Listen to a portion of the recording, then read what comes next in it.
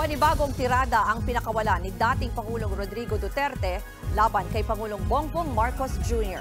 Sa ginanap na prayer rally sa Dumaguete, may babala pa si Digong kaugnay ng sinusulong na charter change. Nasa frontline ng balitang yan, si Brian Basa. Pasado alas 6 kagabi nang dumating si dating Pangulong Rodrigo Duterte para lumahok sa prayer rally sa Dumaguete City. Pero pagdating pa lang ni Digong, dismayado na ito. Sa loob kasi dapat ng Freedom Park ng lungsod gaganapin ang rally. Pero sa mismong araw rin, biglang binawi ang permit at saka isinara ang parke. Hindi umalis sa lugar ang mga kalahok sa prayer rally at doon na nila ipinagpatuloy ang programa.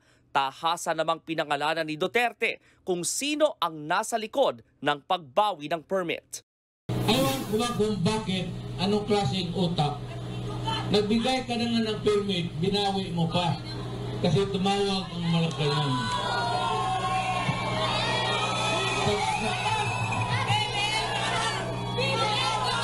Kung ganon ang style ng local government, napakawalang kwenta.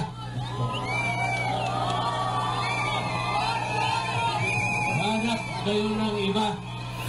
Sa kanyang talumpati naman, muli ring binakbakan ni Duterte ang isinusulong na pagbabago sa 1987 Constitution. Nauna nang sinabi ng House of Representatives na layon lang ng charter change na baguhin ang economic provisions para mas maging madali ang pamumuhunan ng mga foreign investors sa bansa.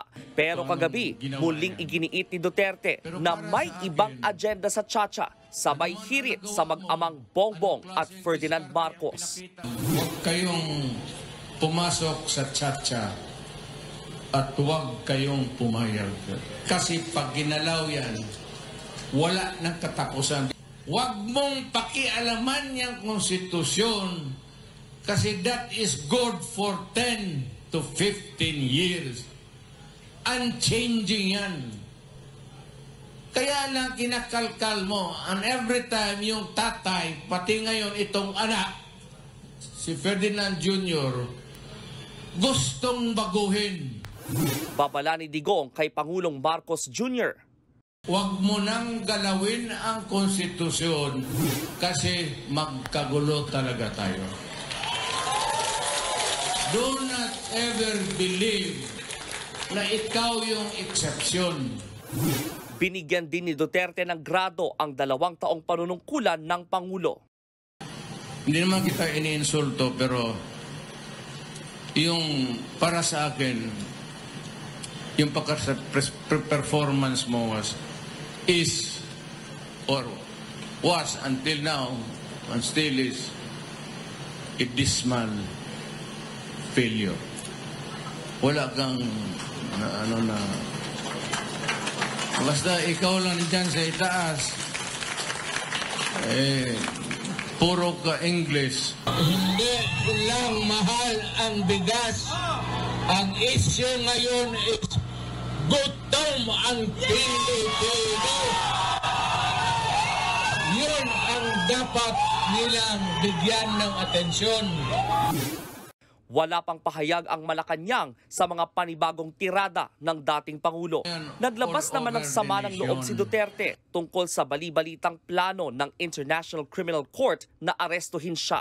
Kaugnay pa rin ito ng madugong war on drugs ng nakaraang administrasyong Duterte. Magsirko-sirko na yung mga tao dyan, tumbling-tumbling na, yung mga anak na may naging bangag na. Nasaan kayo? Nasaan kayo yung panahon na kailangan namin ng tulong? Mayawa kayo. Tapos pupunta kayo dito. Prisuhon, gunin mo. Tagang-tagag itlog. Bastos yung ginagawa ninyo. Bastos yan ko kayo. Huwag kayong magpa-alipin ng puti. Bakit sila pupunta dito tapos maghusga? Anong nagawa nila sa akin? Sa atin? Wala! Nagbabalita mula sa Frontline, Brian Basa, News 5. Mga kapatid, Lucy Cruz Valdez po. maging maalam at may pakialam sa mga napapanahong balita sa bansa. Tumutok at mag-subscribe sa News 5 social media pages.